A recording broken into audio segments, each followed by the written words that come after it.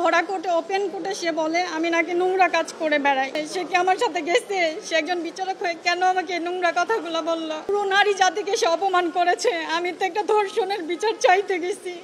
আমি বলছি স্যার কেন বারবার আমাকে এই আপোষের কথা বলেন? আমি এই 2টা বছর ভুক্তভোগী, এত বড় একটা অন্যায় করার পরে আপনি কেন বলতেছেন আপোষ করি? তো বিচারক আমার কোনো কথা শুনে না। 2জন পিপি ছিল, পিপিরা আমাকে বলে যে আপনি যদি বেশি কথা বলেন তাহলে আপনার মামলা আপনার এগেইনস্টে চলে যাবে। আমি বলছি আমার মামলা এগেইনস্টে চলে যাবে মানে? বলে হ্যাঁ আপনি কথা বললে আপনার মামলা আপনার এগেইনস্টে চলে যাবে। আমাকে তারা কথা বলতে দিচ্ছে না। এদিকে আসামির যে লয়ার তারা আমাকে উল্টা পাল্টা যত যা ইচ্ছা সব বলতেছে। বিষয়টা এমন যে মামলাটা করে আমি অপরাধ করেছি, অন্যায় করেছি, আমি মামলাটা করা আমার উচিত হয়নি। তার লয়াররা বলতেছে স্যার আমার আসামির তো দূরে থেকে আসতে কষ্ট হয়, বগুড়া থেকে আসতে কষ্ট হয়, মামলাটা শেষ করে দেন। কখন এত বড় একটা সাহস পায় আসামি পক্ষ যে মামলাটা শেষ করে দেন? বিচার কার্য শুরুই হলো না, সবে মাত্র রিপোর্ট আসছে, তারা এত বড় সাহস করে বলে মামলাটা স্যার শেষ করে দেন। আর বিচারক বলতেছে যান আপোষের শর্তে জামিন দিয়ে দিচ্ছে, আপনারা আপোষ করেন, ভালো একটা আপোষ করে দিন।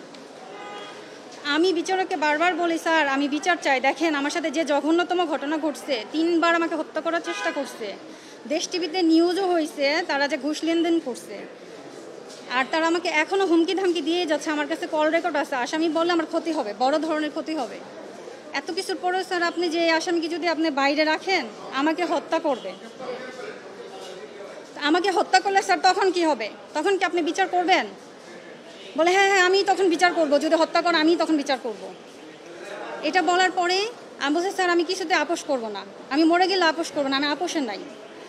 এই বিচারক বলে আমাকে আপনি হোটেলে গেছেন, নোংরা কাজ করছেন, আপনি নোংরা মহিলা, আপনি এগুলা করে বেড়ান।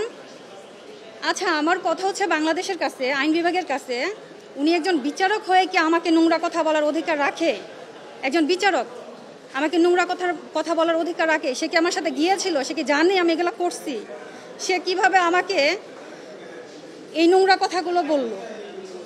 সে এত কঠিন নোংরা কথা বলে কি করছে?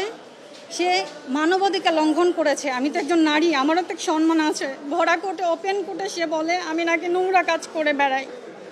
তাহলে আমার প্রশ্ন আপনাদের কাছে, সে কি আমার সাথে গেছে? সে একজন বিচারক হয়ে কেন আমাকে এই নোংরা কথাগুলো বলল? সে আমাকে এই নোংরা কথা বলে শুধু আমাকে অপমান করেনি, পুরো নারী জাতিকে সে অপমান করেছে। আমি তো একটা ধর্ষণের বিচার চাইতে গেছি, এটাই আমার মহা অন্যায় হয়েছে তাদের কাছে। জি আমি রানিং মাসের 4 তারিখে রেজিস্ট্রার জেনারেলকে একটা লিখিত অভিযোগ দেই যে বিচারক আমার সাথে যে অশোভনীয় আচরণ করেছে সেই বিষয়ে একটা অভিযোগ দায়ের করি, এবং আমি নিজে গিয়ে দিয়ে আসি সেই অভিযোগপত্রটা 4 তারিখে দিলে সে আমাকে জানায় যে আমি আপনাকে কালকে জানাচ্ছি, আমাদের বিচারকের সাথে কথা বলে আমি আপনাকে কালকে জানাচ্ছি। এটা বলে আজকে 14 দিন হয়ে গেলেও তারা আমার সাথে কোনো রকমের যোগাযোগ করেনি, কোনো রকমের কোনো আশ্বাস বা কোনো সমাধান তারা আমাকে দেয়নি। এই জামিন দিয়ে দিছে আসামিকে, এখন তারা পায়দারা করতেছে আসামিটাকে যাতে করে ফিক্সড করে জামিন দেওয়া যায়, একেবারে যেন জামিন দিয়ে দেওয়া যায়। বিচারকের নাম আব্দুল মুক্তাদির, মাগুরা থেকে সে 3 মাস আগে এসেছে, 2.5-3 মাস আগে। আসামির সাথে আমার আগের পরিচয় ছিল না, একজনের মাধ্যমে পরিচয় হয়েছিল। আব্দুল মুক্তাদির নারী শিশু 8 নং কোর্টে আছে, ঢাকা জজ কোর্ট, নারী শিশু 8, যে এই মুহূর্তে 8 নং কোর্টে আছে। আমার অভিযোগটা এই বিচারকের বিরুদ্ধে। বিচারক যেগুলো করছে, আমি 4 তারিখে গিয়েছি, ওনারা আমাকে না আজকে যায়নি, আমাকে তারা জানিয়েছে আমাকে তারা ফোন দিবে এবং জানাবে, কিন্তু আমাকে 14 দিন হয়ে গেলেও তারা কোনো কিছুই জানায়নি।